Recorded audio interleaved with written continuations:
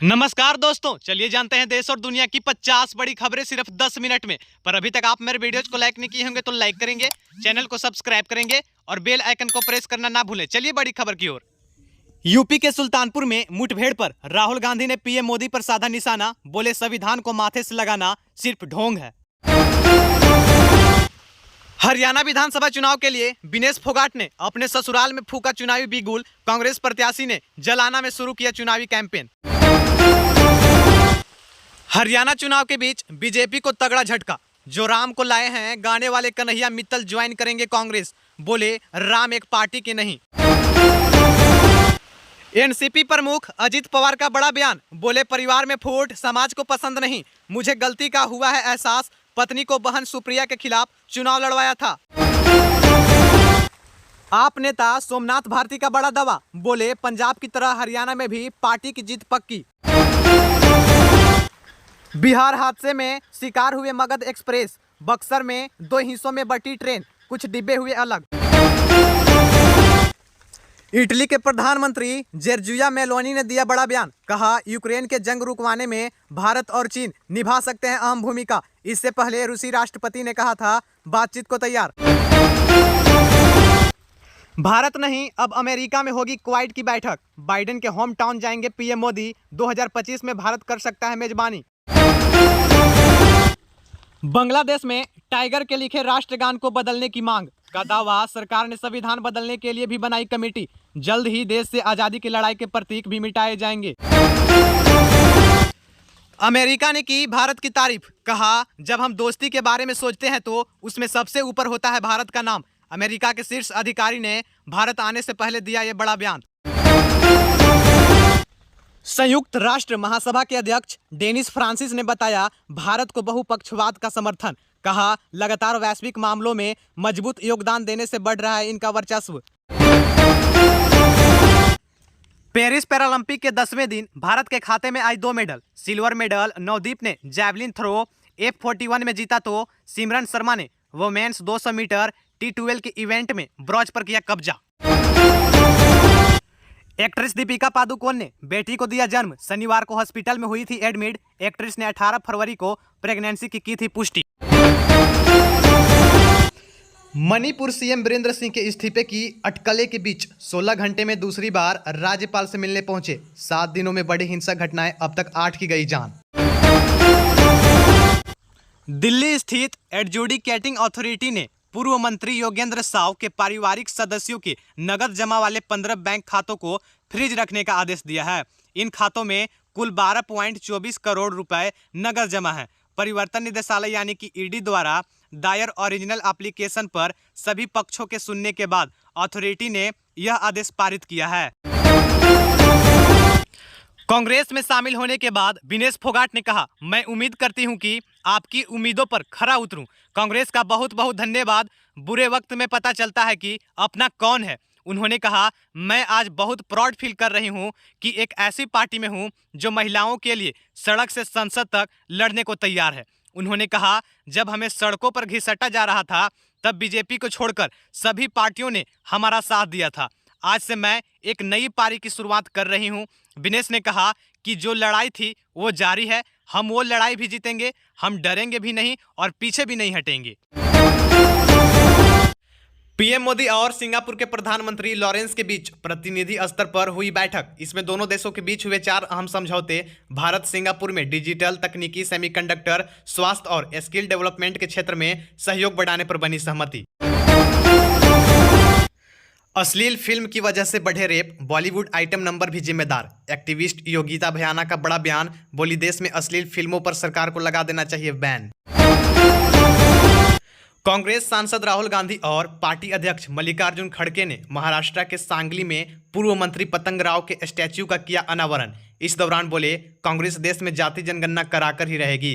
PM Modi ने शिवाजी महाराज की मूर्ति में भ्रष्टाचार के लिए मांगी थी माफी। बांग्लादेश में हिंदुओं के खिलाफ हिंसा के विरोध में आरएसएस और बीजेपी ने गृह मंत्री अमित शाह को सौंपा ज्ञापन। इसमें गठबंधन ने मांग की है कि बांग्लादेश में हिंदुओं की सुरक्षा के लिए और पलायन रोकने के लिए यथासंभव प्रयास करना चाहिए। देश की चौथी सबसे अमीर महिला सवित्री जिंदल की बीजेपी से बगावत। हरियाणा विधानसभा चुनाव में टिकट न देने पर निर्दलीय चुनाव लड़ने का किया ऐलान। बोले, मैं भाजपा के प्राथमिक सदस्य नहीं। भारत निर्वाचन आयोग ने हरियाणा और जम्मू कश्मीर में विधानसभा चुनाव के दौरान एग्जिट पोल के पब्लिकेशन पर लगाई रोक। ईसीआई ने भी जारी किया नोटिफिकेशन। केंद्र सरकार और त्रिपुरा ने 2 उग्रवादी संगठनों से किया शांति समझौता। केंद्रीय गृह मंत्री अमित शाह बोले, यह 12वीं समझौता, अब तक 10,000 उग्रवादियों ने किया सरेंडर।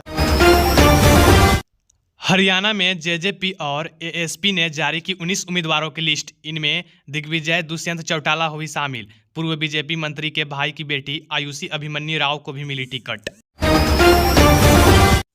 प्रधानमंत्री नरेंद्र मोदी बुधवार दोपहर अपनी 2 दिन की यात्रा पर सिंगापुर पहुंच गए हैं। यहां सिंगापुर सरकार और भारतीय समुदाय के लोगों ने उनका स्वागत किया।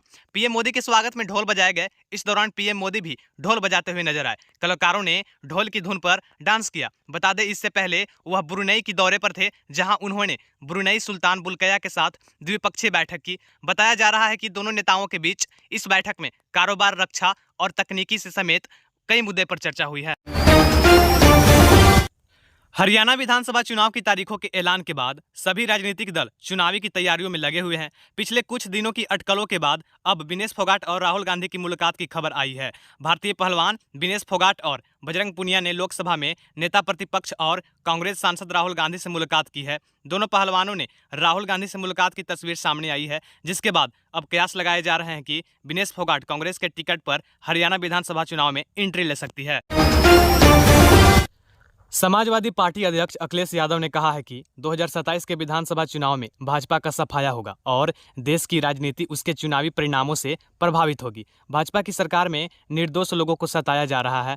2027 में समाजवादी पार्टी का सरकार बनते ही पूरे प्रदेश के बुलडोजर का रुख गोरखपुर की तरफ होगा। अखिलेश यादव ने यह बात सपा मुख्यालय कार्यकर्ताओं की बैठक में कही है। बता दें आपको कि गोरखपुर के मुख्यमंत्री योगी आदित्यनाथ का गृह नगर है। सीएम योगी गोरखपुर से ही विधायक हैं। ऐसे में अखिलेश यादव की बातों के कई मायने निकाले जा रहे हैं।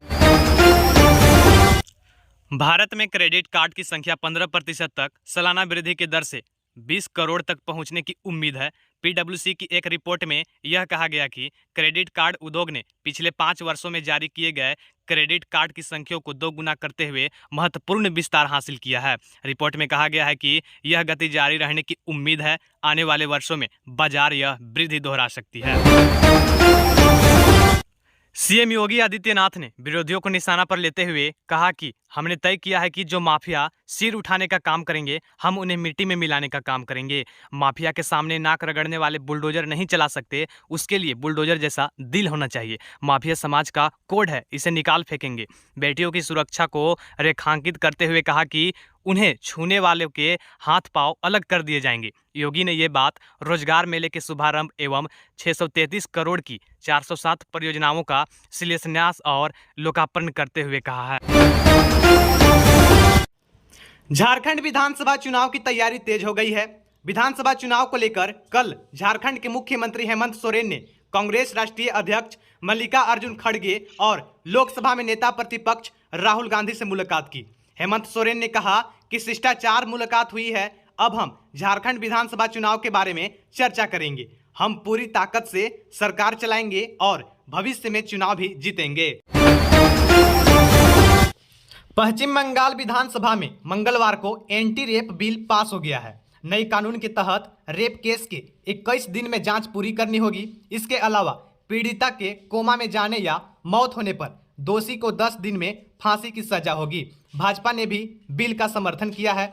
इसे अपराजित महिला एवं बाल विधेयक 2024 पश्चिम बंगाल आपराधिक कानून एवं संशोधन नाम दिया गया है।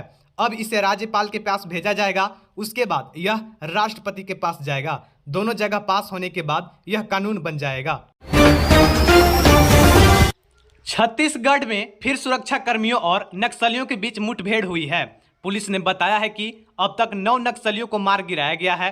घटना स्थल से इन नक्सलियों के शवों के साथ SLR 303 राइफल्स और 315 बोर राइफल्स बरामद करने की भी बात कही गई है।